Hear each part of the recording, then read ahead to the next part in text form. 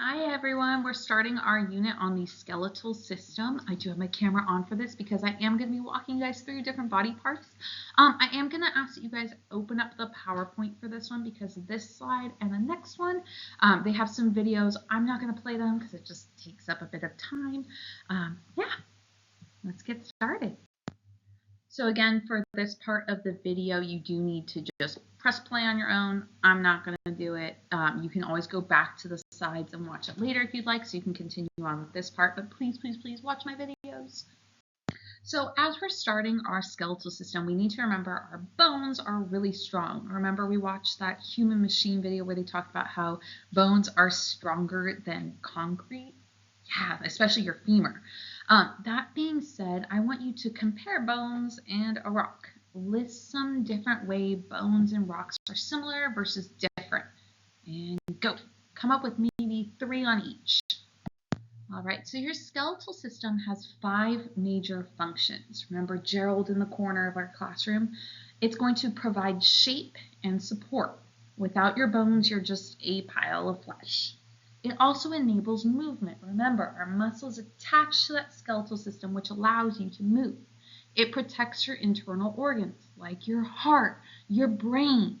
It produces blood cells. I talked about this briefly before, but inside that bone marrow is where our blood cells are formed. That's why your bones are also essential for your cardiovascular system. It also stores certain materials. Think about milk and calcium. We're going to be walking through each of these major functions in just a little bit. All right, I'm going to walk you through some of the major bones of the skeletal system. Okay, you've got your skull, also known as that cranium, and then those facial bones. You actually have numerous bones that are making up this area. I'm not going to make you know them. You have your clavicle, that's that collarbone. The scapula is going to be your shoulder blade. Your sternum is that center where then your rib cage connects. For your arm, you have your humerus, right? Your arm is right there. A great way to think of it, humerus, your funny bone. When you hit your funny bone, you're hitting your humerus. For your radius and ulna, the radius, we're going to go thumbs up, okay? Thumbs up. And your radius, I'm trying to find the camera, your radius is right along with that thumb. Your ulna has an L in it. So your ulna is right along with the pinky. So ulna, pinky, radius, thumbs up. Okay. From there, our spine is made of vertebrae, so it's known as your vertebral column. Your hips are going to be known as your pelvis or pelvic girdle. That big old bone on your leg is your femur. You have a very small bone, the patella, that is your kneecap. And then your tibia makes up the front of your leg, right, in that lower part. And your fibula is kind of on the outside. Now, for your hands and your feet, you have carpals. Those are the little bones right here. And then tarsals in your feet. You have metacarpals, so those are like the in-betweens, okay, going into this area. If you like look at your hand, right, when you move, it's kind of this area here. Your carpals actually only make up a really small area, kind of go into your wrist more. And then your phalanges, think dancing phalanges, your finger. Phalange is also the term we use for toes. And then metatarsals are those inner branches that go into the toe. Okay, don't worry, we're going to do a lot with this. Remember Gerald in the classroom? We get to look at him a lot for this unit. All right, shape and support. Your skeletal system is providing that shape, that framework, and support for all those internal organs. An animal skeleton determines its shape. Remember, you are technically an animal. Okay? Your skeleton determines your shape. All animals with backbones are called vertebrates. Okay? Those 26 small bones are called vertebrae. Okay, so those make up your spinal cord or your backbone. The vertebrae are kind of like beads on a string that allow for that bending and flexibility, right? Your spinal cord, from that brain going down with that nervous system, in between there, you have those neurons firing. Okay, so those vertebrae are going to be lining and surrounding and protecting your spinal cord. Your bones allow for movement of your body. Bones and your joints, remember they're connecting them with that cartilage, they're going to make up a lever system in the body, right? Think about a lever for opening the door, right? Those little parts where it hooks and moves it. All those movement parts for your bones have that kind of lever joint system that's going on. We're going to look at those joints in just a little bit. Now remember, your skeleton is always protecting your body. So the skull is protecting the brain. Remember, your brain is inside of the skull. It's a super important organ. You actually have a lot of fat padding it. Also, your ribs, they're going to protect your heart and lungs. The vertebrae protect the spinal cord that's connecting to the brain. Please keep in mind, if something happens and your spinal cord is severed or your vertebrae are damaged, this can cause everything from death to paralysis. It really kind of depends on where that vertebral column and the spinal cord are injured. I know we haven't talked about blood too much. We're going to get into it a little bit later, but I want you guys to keep in mind the skeleton is going to be producing your blood cells. Within your bones, at the center, you have like a soft, kind of more porousy part. It really is kind of mushy. That is known as bone marrow. Your red and white blood cells are both going to be produced inside of that bone marrow. If you've ever been to like a fancy restaurant and you're like, ooh, bone marrow, and you scrape it out, you're kind of eating those red and white blood cells. It's actually those cells that haven't quite formed, kind of in the process of being formed. You are eating bone marrow that makes these things. Remember, your bones are super, super strong. Okay, bones are lighter than granite and yet can withstand more force before breaking. When we talk about granite, what I mean is if you guys have ever been to like Yosemite and seen those beautiful mountains, those mountains, okay? That rock that you see, your bones are stronger than that, okay? Your bones are harder because they're made of minerals known as phosphorus and calcium. If you do not have phosphorus and calcium in your diet, that means your bones aren't building up strong. That's why if you guys have ever seen those Got Milk commercials, that's what they're kind of advertising is you need this calcium for your bones. Now, please keep in mind, calcium does not only occur in cow's milk. It can occur in other things, but one of the primary ways we get it is from animals. Are bones alive? Yes, they are. A lot of times we think because of, spooky season, Halloween, and all that fun stuff that bones are dead. Your bones are made of cells. Okay, they're known as osteons. Those cells are alive. It's why they're able to produce things like our blood cells. Okay, so as much as we associate skeletons with death, they're alive. They need food and they need oxygen. They obtain that food and the oxygen from those already developed red blood cells that circulate through the body, delivering those needed items. Your bones have layers. There's an outer membrane. That's going to be a thin, tough, and smooth outer membrane. Okay, think about your bones. They're not like rough and digging into things. If they are, that's a problem. Your bones then are going to have an inner layer from there that's a compact bone. It's going to be hard and dense, and that kind of allows for that strength behind our bones. Next, we have a spongy bone that's going to be lightweight and strong. Remember, these are the layers, so we go from outer into the compact to the spongy bone. The spongy bone is lightweight and it's strong. It's a little bit more porous, think like a sponge. And sometimes that porousness is important because it allows us to kind of endure hits, right? If you get tackled by your friend, you don't want to instantly have your bones break. A lot of times these layers are actually what's allowing for you to endure impact and even the impact of just walking and stepping down. And then at the center in those bone layers is your bone marrow. Red marrow produces your red blood cells and yellow marrow stores our fat. Okay, so red marrow produces red blood cells, yellow marrow storing fat. Fat is good. Your body needs it. Fat is an energy source, padding and safety for your body. All right. Now this is a really, really intense picture. I know it has all these like crazy things. The individual cells that make up your bones are known as osteons. Okay. Remember, from the outside, we have that outer membrane. We go in a little bit more and we have that compact bone, so it's a bit more dense. From there, we get into our spongy, more porousy kind of looking. You can see those little holes. And then the marrow is at the center, and that's where your red blood cells are being made. All these different parts that are labeled in this picture are how much more in depth we could go with those bone cells. For the purpose of this class, we are not going to go that in depth, but if you end up taking an anatomy class in either high school or college, you're going to see this again.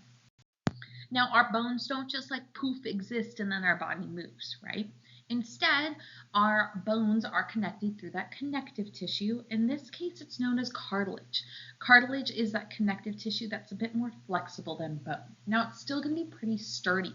You can actually like kind of feel it on your body. When you move your knee and you feel some of those little connecting points, how it doesn't just like fall apart, that's that cartilage holding it together. Now, the function of cartilage. Cartilage covers the end of bones to protect and cushion them against wear, right? We don't want our bones rubbing into each other or against other things. When your bones are rubbing into each other, it causes major issues. When you get older, sometimes this cartilage wears away, and that's why if you have like grandparents that have ever had to have a hip replacement, this is why. You don't have that protective connecting cartilage that's worn away. Your nose and your ears are both made of cartilage. Okay, it's not bone, but they're still kind of sturdy and still flexible.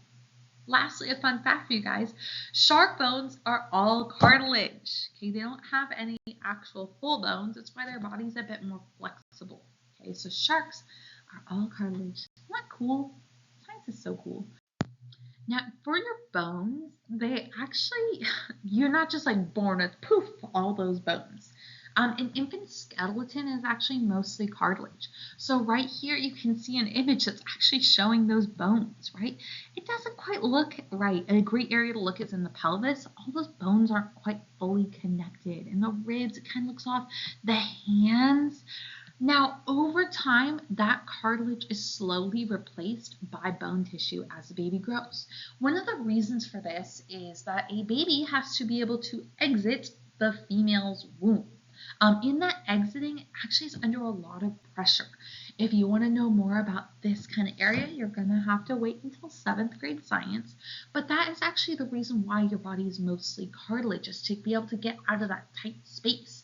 In fact, the baby's skull isn't fully fused together until quite a bit later.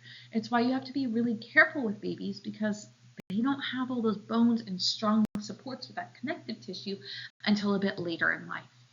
Now, a big vocab for you guys. Joints. Joints are just where two bones join together. Okay, so if you have two or more bones are going to be connecting, we're going to talk about them in the term of joints. Here is an example. Your knee with that patella, the femur, the tibia and fibula, they're all connecting there. We don't want our bones just loosey-goosey. And so that area is known as a joint. All right, now there's two major classes of joints. You have immovable joints, meaning they can't be moved. So this type of joint, it's going to allow for very, very little movement between the bones. An example is going to be the joints of the skull. If you look at this picture here, you can see that there's different bones, including like your zygomatic, your temporal, frontal. Those are actually different bones that are connected by immovable joints. We don't want our skull moving and then our bone being exposed when a football is being thrown at us. Additionally, movable joints. Movable joints are, as they sound, they can move. So this type of joint allows for a wide range of movement between bones. An example is your elbow. That elbow is able to move. We want it to move. We don't want to just be stuck trying to like reach for things and not bending our arms. Okay, so immovable, we think all those skull bones, we don't want disconnecting and hurting our brain. And for movable, we can think of just anything you guys are moving, even your wrist as you write. Sorry guys, didn't realize my camera turned off. There's different types of movable joints. You have ball and socket joints. That's going to be things like your shoulders. So if you are rotating your shoulders, see how you can do that full circular motion? That has kind of a ball and a socket. In fact, your humerus has this like ball-like structure and kind of a rounded shape that it's going into with the scapula. Okay, so that's why it's known as a ball and socket. And think of it like a ball where you're able to do full range of motion. Next, you have a hinge joint. A hinge joint is like a door hinge. Okay, so think it's just kind of going this way, right? Example, your elbows. Okay, my elbow isn't just going in like giant circular motions. My shoulder is able to go on those circular motions. My joint at the elbow is just a hinge moving up and down. A pivot joint. A pivot joint is kind of ones where well, if you guys have ever played sports, when you think pivot, right, you're doing that bending kind of side motions. So in our neck, connecting to our head, we're able to pivot and kind of do that rotation, right? I'm not able to go like a full circular motion with my head. I'm able to pivot and turn my head to go in the direction I need to. A sliding joint is where one bone slides over another. Okay, so quite literally it's just doing a slight sliding motion. Examples are actually going to be in your wrists and your ankles. As you're kind of bending, sometimes you can feel that slight movement. The wrist, where it's connecting down here, it's having this sliding motion, and that sliding is allowing for that movement. If these little carpals didn't move and your tarsals on your feet didn't move, then they wouldn't be able to like get that full motion. Okay, they're actually sliding over each other, allowing for like that wrist. Let me show you that wrist movement here. In fact, you have a bone right here that comes down that is constantly sliding over the other as you bend and rotate your wrist. Look at all those joints your bodies have. Isn't that so cool? Now, our joints are held together by ligaments. Okay, so think bone to bone. These ligaments are super important. Without our ligaments, we wouldn't be able to have those movements. We're almost at the end, guys. Taking care of your body is super important, and your bones are a unique structure, so they have unique needs. Okay, so for example, to take care of them, we need to eat a balanced diet. A balanced diet for our bones specifically needs to include calcium and phosphorus. Some of the best ways to obtain these is through animal products, things like meat, but that is not the only way. In fact, getting phosphorus, you can obtain it through things like beans and soy products. Calcium, a lot of times it's milk, but again, you can find it in other things too. You have to be a little bit more selective. But even then, a lot of times people drink milk that's so high in sugar, it actually kind of counteracts the effects of calcium. So as much as your body needs calcium, it needs less sugar because sugar actually can break down those bones. Additionally, exercise. I know you guys hate running the mile in PE, but exercise is super important to build up those bones. In fact, you have something called osteoclasts and osteoblasts. Blasts are the ones that build your bone, and clasts, you can think of it as killing bone. You don't want your bone to just build up without ending, and so your body naturally breaks down those bad cells with the osteoclasts. That's why you need to build your bones when you're young. And when you're young, the osteoblasts are more active and the osteoclasts are less active. However, when you get older and you get into stages like menopause for females, it reverses and you have osteoclasts, those ones that kill the cells, become more active. Now remember, we are talking about biological male and biological female, meaning you are born with those parts. But that is how that body is responding. The same thing also happens to males in the form of andropause. Okay, so building up your bone now to get them all strong and healthy is super important so that when you're older, you don't have as many bone breaks. Keep in mind, guys, there's a lot of different fractures. Depends on your age, depends on what types of fractures are more common. When you're really young and still developing, there's certain fractures that can occur more easily, but you actually heal faster. As you get older, though, there's different conditions that occur. Remember, with those osteoblasts and osteoclast activities, your cells aren't able to recover as fast, and your body in general doesn't recover as fast. One thing that's more common in older individuals, especially after that menopause and andropause, even more common for females, unfortunately, is osteoporosis. Osteoporosis occurs as a person gets older, and it leads to a mineral loss that weakens the bones. If you look at the picture here, a healthy bone can be seen, that first left one, and the bone becomes more and more porous, looking more like a sponge. When this happens, it actually makes it so the bone can break a lot easier, right? Think about it. If you've got more holes in your cake, it's going to be able to fall apart a little bit easier. Same thing for your bones. We need to take care of our bones, and that's why that calcium and phosphorus is super important, because building healthy and strong bones long term can help to prevent things like this osteoporosis. Okay. We'll talk about a couple of other conditions in class. If you guys want, I can walk you through some basic fractures, what those look like. There's other conditions as well that are genetic that can lead to this porous bone-like conditions, but for osteoporosis specifically, it's going to be more common in older individuals. Let me know if you guys have any questions. Again, if I spoke too fast, if you missed anything, please feel free to either rewatch the video or go back and look at the PowerPoint. I really highly recommend you guys take the extra time to make sure you understand this. Reach out to me if you have any questions. Take care, guys.